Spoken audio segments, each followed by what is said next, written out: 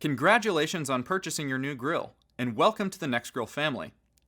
Before we begin assembling your 5-burner Evolution gas grill with Infrared Plus technology, reference your owner's manual to make sure all of the grill parts are accounted for. Note that you'll also need a Phillips head screwdriver and an adjustable wrench to complete the assembly. If you have any questions or concerns during the assembly process, please call the customer service line on your screen. Let's do this. We'll start by attaching the 4 casters to the bottom panel. On this grill, you should have 2 stationary casters, 1 swivel caster, and 1 swivel caster with a brake.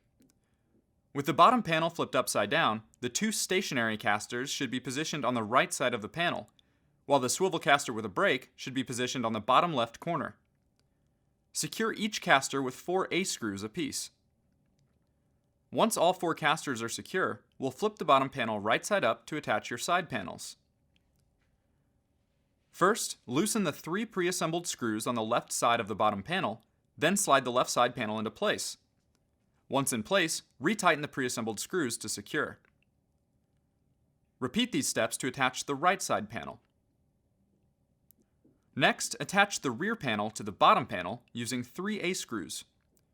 Then secure the rear panel to each side panel using 2 more A-screws apiece. Next, attach the cart frame to the front end of your grill using 4 A-screws, 2 on each side panel. After that, attach triangle brackets to all 4 corners of the front end of your cart. Beginning with the bottom right corner, loosen the 4 pre-assembled screws, slide the bracket into place, then retighten the screws. Moving diagonally, repeat these steps for the top left corner, and the remaining 2 corners after that. Now we'll assemble your grill's doors.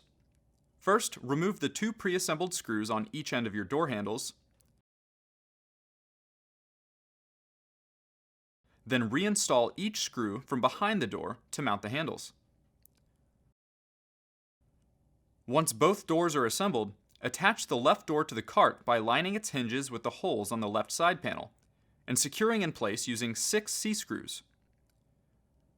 Only tighten the screws enough to hold the door in place for now. Once both are in place, close the doors to see how they align. If necessary, you can adjust the alignment by holding each door as needed while you fully tighten the hinges. With your cart in place, now it's time to affix the firebox assembly on top. This step requires 2 people. Carefully lift the firebox assembly and place it on top of the cart, making sure the side burner gas valve and pulse igniter wires remain on the outside. Once in place, secure the firebox assembly with 4 A-screws, 2 on each side of the firebox. Next, mount the searing side burner bowl assembly by slightly loosening the 2 pre-assembled screws on the right side of the control panel, plus an additional pre-assembled screw on the back right side of the firebox. Then slide the assembly into place and retighten the screws.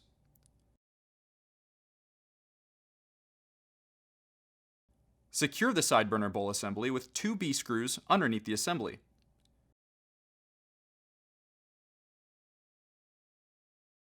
And 3 A screws from the inside of the firebox.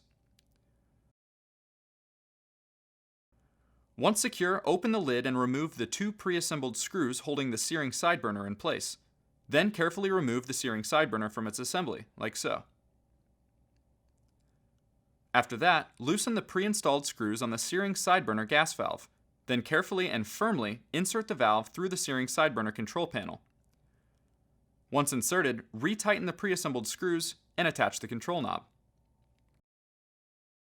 Once secure, slide the searing side burner back down into its assembly and over the tip of the main gas valve.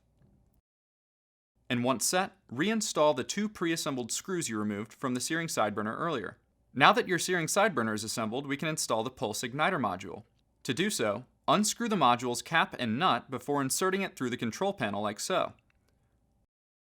Then insert a AA battery into the slot, negative end first, and replace the nut and cap. After that, secure the searing side burner igniter wire to the inside of the bowl using 1 B screw. Then install the igniter wires to the module itself underneath the assembly.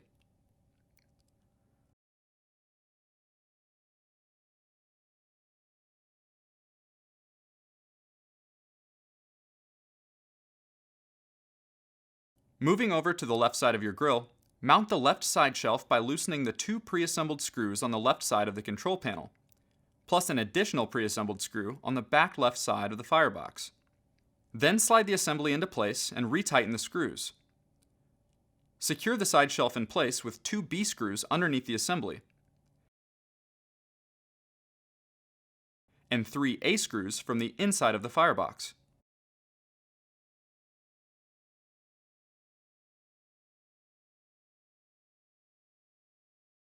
Next, find your grease tray assembly. To assemble your grease tray, attach the grease tray stopper using 2 B screws. Then attach the grease tray bracket using 2 more B screws and 2 D washers.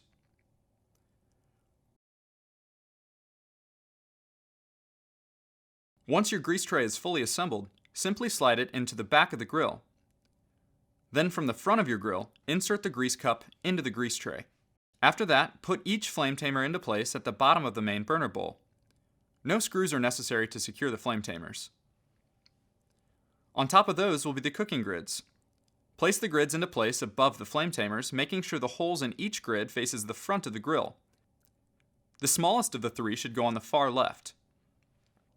Once the grids are in place, position the infrared plus heat plates so that their holes face the front of the grill as well.